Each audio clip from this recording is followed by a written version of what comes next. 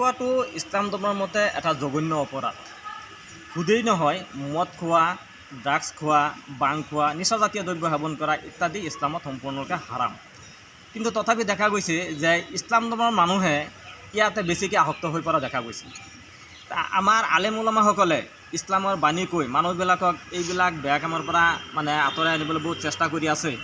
কিন্তু দেখা গৈছে হুদাই এনেকৈ চানি ধৰিছে, কিছুমান হাঁহি লগা কথা, হাঁহি উঠা কথা, যে ইমামসকলে প্ৰত্যেক দিনা শুক্ৰবৰীয়া যিটো আমাৰ সমূহীয়া নামাজ হয়, তাতে আধা ঘণ্টামান লেকচাৰ দিয়ে বিভিন্ন বিষয়ৰ ওপৰত। আৰু প্ৰায় মছজিদতে দেখা যায় যে সুদৰ ওপৰত লেকচাৰ দিয়ে।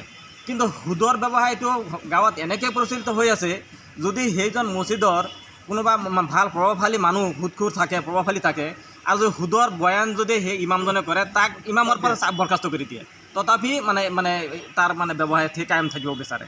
গতিকে আমি যিবিলাক সচেতন মানুহ, এইসকলে আমি আহ্বান জনাওঁ যে আপোনালোকে যদি ইছলামৰ মানুহ, ইছলামৰ গণ্ডিৰ ভিতৰত আছে, মুছলমান মানুহ, তেনেহ'লে আপোনালোকে সুদ পৰিহাৰ কৰক, মদ পৰিহাৰ কৰক, ড্ৰাগছ পৰিহাৰ কৰক। মই এটা কলনীজলা আঞ্চলিক অৱস্থান মই সভাপতি আছোঁ।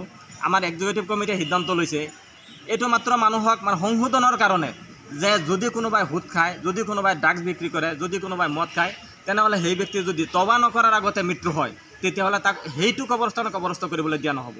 এইটো আমি এটা পদক্ষেপ লৈছিলোঁ। তাৰ পৰিণতি দেখা গৈছে বহুত মানুহে মোৰ লগতে ব্যক্তিগতভাৱে যোগাযোগ কৰিছে, দাদা আজিৰ পৰা জিন্দগীৰ কাৰণে মই সুদ খোৱা এৰি দিলোঁ আৰু মদ খোৱাও এৰি দিলোঁ, কাৰণ মৃত্যুৰ পিছতো যাতে মোৰ অৱস্থানটো ভাল হয়। মোৰ লগত বহুতে যোগাযোগ কৰিছে, এইটো ভাল পাইছোঁ। গতিকে মই অসমবাসীৰ মুছলমানসকলক আহ্বান জনাইছোঁ, আপোনালোক যিসকল সচেতন মানুহ আছে, আপোনালোক ওলাই আহক, ওলাই আহি পেলাই সুদৰ বিৰুদ্ধে আপোনালোকে জেহাদ কৰক, ড্ৰাগছৰ বিৰুদ্ধে জেহাদ কৰক, মদৰ বিৰুদ্ধে জেহাদ কৰক, এখন সুস্থ সমাজ গঠন কৰাৰ বাবে আপোনালোকে চেষ্টা কৰক। মুখ্যমন্ত্ৰীয়ে যি পদক্ষেপ লৈছে, কি ক'ব এই সম্পৰ্কে?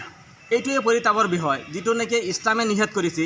আৰু সেই কথাটো আজি মুখ্যমন্ত্ৰীয়ে যিসকলে বেয়া মানুহ, সেইসকলে কাণত ধৰি পেলাই চৰকাৰী ঘৰত ভৰাই পেলাই এইটো বন্ধ কৰিব লগা হৈছে।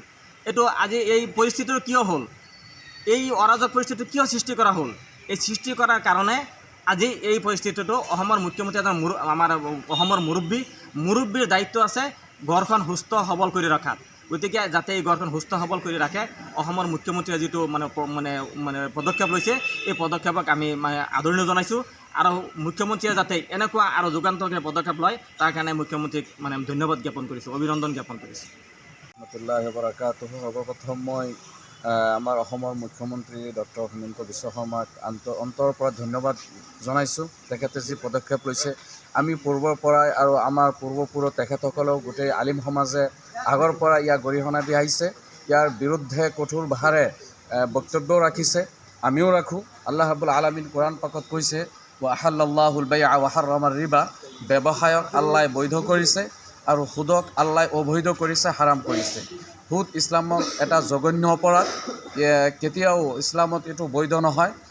আল্লাহ ৰছুল সাল্লাল্লাহু আলাইহি ওয়াসাল্লাম তেখেতে সুদক বহুত কঠোৰ ভাষাৰে গৰিহণা দিছে। তেখেতে কৈছে, সুদ খোৱা এনেই যেনে নিজৰ মাকৰ লগত ব্যভিচাৰ কৰা। গতিকে ইছলামে ইয়াক আগৰ পৰাই গৰিহণা দিছে, আমিও গৰিহণা দিছোঁ, সদায় দিছোঁ। ইয়াৰ বিৰুদ্ধে আমাৰ ওলাই আহিব লাগে। এজন প্ৰকৃতত মুছলিম কেতিয়াও সুদখোৰ হ'ব নোৱাৰে। সুদৰ দ্বাৰা ইছলামৰ নীতি নিয়ম উলংঘা হয়। গতিকে আমি আকৌ এবাৰ আমাৰ অসমৰ মুখ্যমন্ত্ৰী ডক্টৰ হিমন্ত বিশ্ব শৰ্মাক ধন্যবাদ জনাইছোঁ। আৰু আমি আশা কৰিছোঁ এই পদক্ষেপৰ দ্বাৰা সমাজ সংশোধন হ'ব আৰু যিবিলাক সুদখোৰ আছে তেখেতসকলে সুদ বাদ দি ভাল পথত আহিব লাগে। আল্লাহ ৰাব্বুল আলামিন আমাক সকলোকে সুদ এৰি হালাল বৈধ ব্যৱসায় কৰিবলৈ তৌফিক দিয়ে যেন।